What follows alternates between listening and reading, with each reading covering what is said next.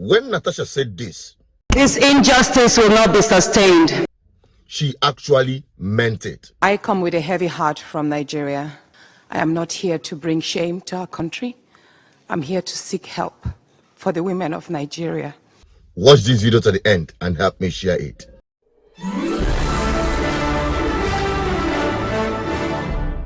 Yo, welcome back again. This is still BVI Channel 1, where we tell you undiluted truth. The last time I made a post about Natasha and Akpabio, I reminded Akpabio, say, Senator Natasha, go drag him for public. And this time, she had gone international. Take a look at how Natasha presented this case to the UN. Good afternoon, President of the IPU. Good afternoon, colleagues. I come with a heavy heart from Nigeria. But first, I'd like to apologize to Honorable Kafila Ogbara. I am not here to bring shame to our country. I'm here to seek help for the women of Nigeria. Again, my name is Senator Natasha Akpabio. 5 days ago, on the 6th of March 2025, I was suspended. As a senator, I was suspended illegally because I submitted a petition of sexual harassment against the President of the Nigerian Senate, Senator Godswill Akpabio. I thought that by submitting the petition, he would recuse himself, and both of us will submit ourselves to the Committee on Ethics, Privileges and Public Petition for a fair and transparent investigation. But unfortunately, I was silenced and I was suspended. I was suspended for 6 months, amongst many other stringent conditions, such as taking away my security, taking away all the officials' vehicles and other items that were handed over to me as a senator. My salaries will be cut off. I must not appear anywhere near the National Assembly. And for 6 months, I'm not to introduce myself or present myself as a senator locally in Nigeria or internationally. That means I'm here illegally. But I had no other place to go but to come here and speak to you women. Because this is a bigger picture.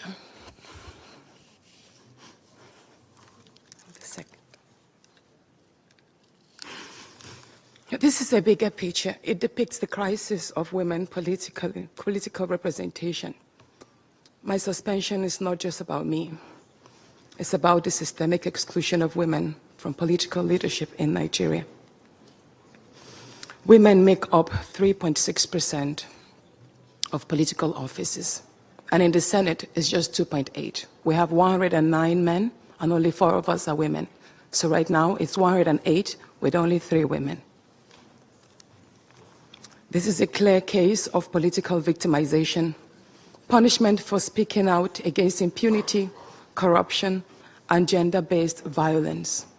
The United Nations Declaration 48/104 declares sexual harassment as a form of gender violence. The Senate's actions are an assault on democracy. I was elected by my constituents to represent them. Yet a few powerful men have unilaterally decided to silence their voices by suspending me for 6 months. My call for an open and transparent investigation into harassment allegations have been met with hostility instead of accountability. If a female senator can be treated this way in the full view of the world, imagine what ordinary Nigerian women will go through every day in workplaces, in universities, and other aspects of our society. A culture of harassment and silencing must end. And this is not just a Nigerian issue. It's a global one. Women in politics, media, and businesses face threats, intimidation, and violence for simply demanding fairness.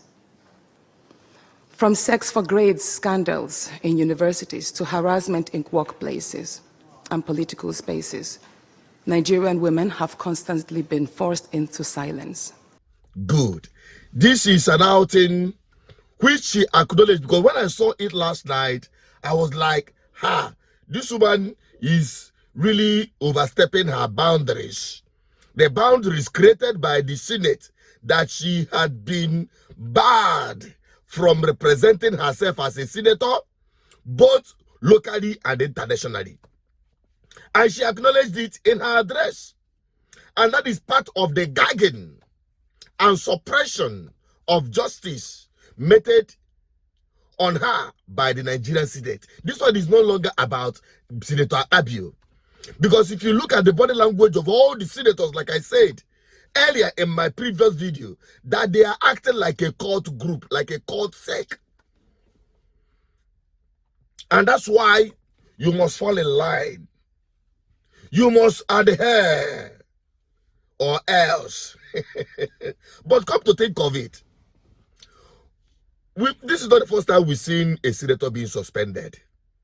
The one that harassed, that violated a woman violently, physical abuse, the one from the north. You remember the young man that trended that time? They suspended him. Dube was suspended. You know, there are a couple of them that had been suspended before. But come to think of it, does the Nigerian Senate have the right to suspend a legally, legitimately elected representative of a constituency? Suspending such person is suspending his entire constituency that he or she is representing for the duration of that suspension. You've silenced their voice. You've excluded them from national issues that affects them. Because we've seen Malema and other countries, even America, those places that we borrow our democracy, which we know what we are practicing is democracy. For instance, in South Africa, Malema, his altercation with their speaker, there. Listening to us. I am ruling and I've told you what the basis of my ruling but is. You are making an illegal decision. The decision you are taking is illegal. We cannot sit back and comply to an illegal decision. That's all what we are asking. We are not going to take a seat here on issues that are illegal here. We are being subjected to an illegal process. I'm going to have to throw you out of the house. How do you throw me? Which rule? Which rule is that?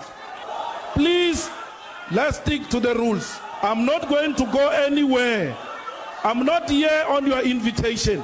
I'm elected to be here. If that happens in Nigeria, what happens?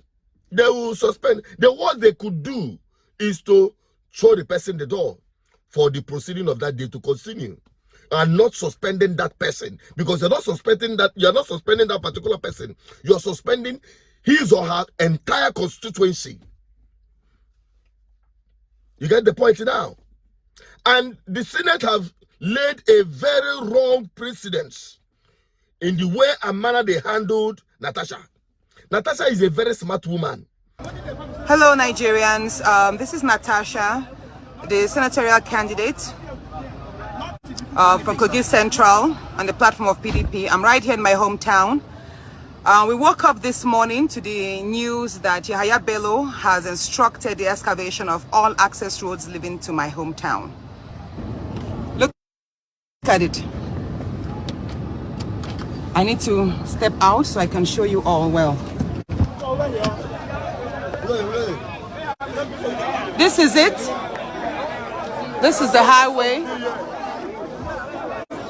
So what we've done is, you can see how it was all excavated. I need to climb so they will see. Just wait. Excuse me.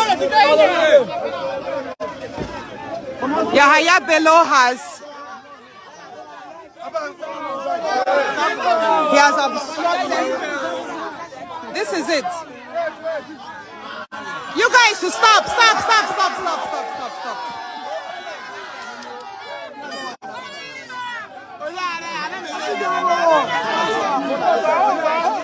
Just go, let them see.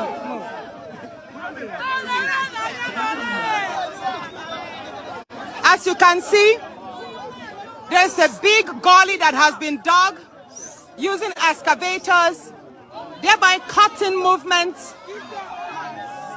through. And this is just one of the 3 roads. Hold on, let me come down. No, it's okay, it's okay, it's okay, it's okay. It's all right. Thank you. I know, we're going to get an excavator to cover them up.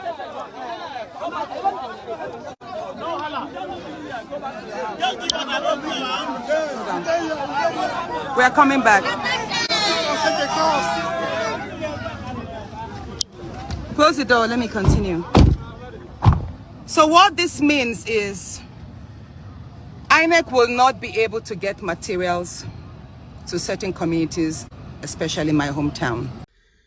I think Akpabio should go and have some lessons from the White Lion of Kogi State, Yahaya Bello.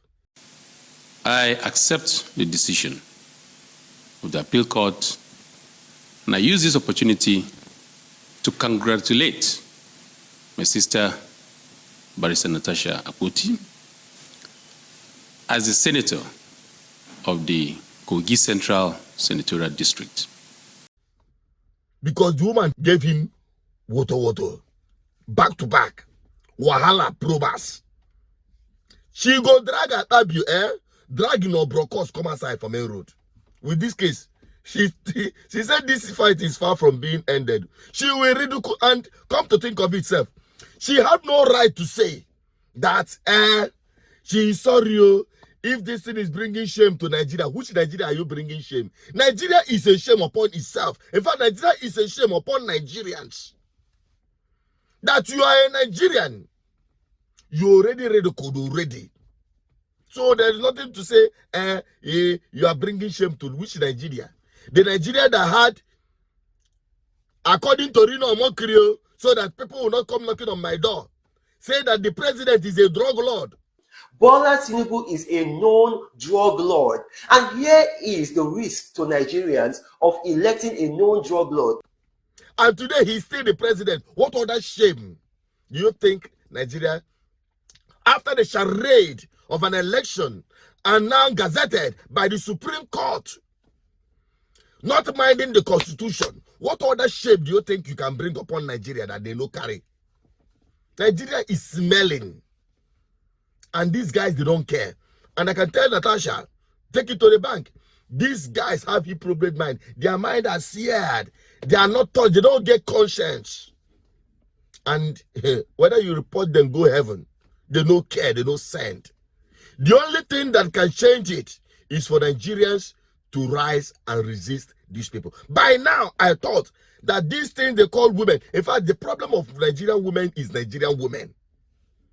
Because you see them being hired by these charlatans coming out to justify the actions of the Nigerian Senate president and his colleagues. I am supporting Akpabio because he's a Senate president. Number 2 is somebody's husband. He's not looking at Natasha.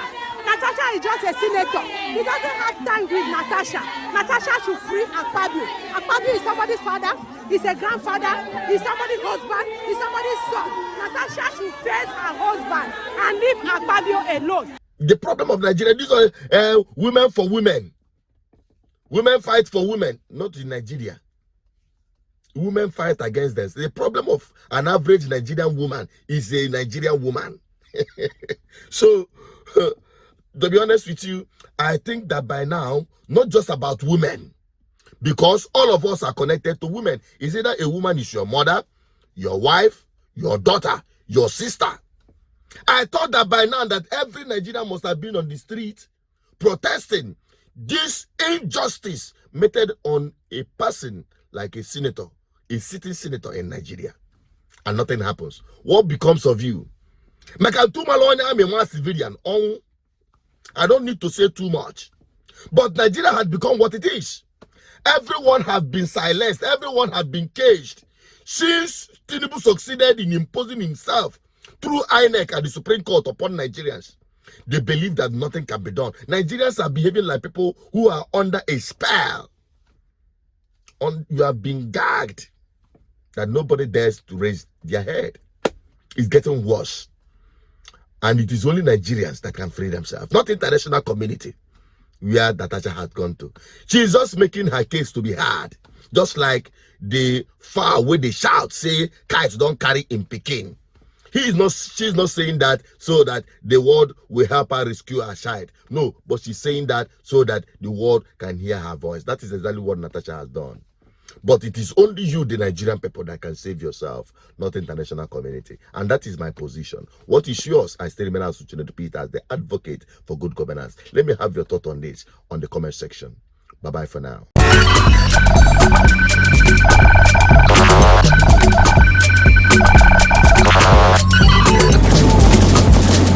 GGN, uniting the people for good governance.